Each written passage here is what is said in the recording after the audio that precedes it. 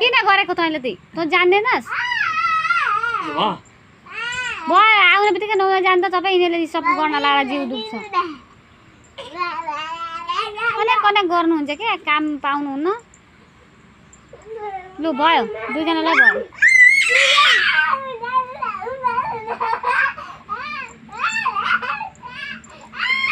नगर्नु न हौ ल भयो भयो भयो गर्दिनँ म गर्दै म नआएर आउँछु भयो भयो ल भयो भयो भयो भयो म नआएर आउँछु लाग्छ आमालाई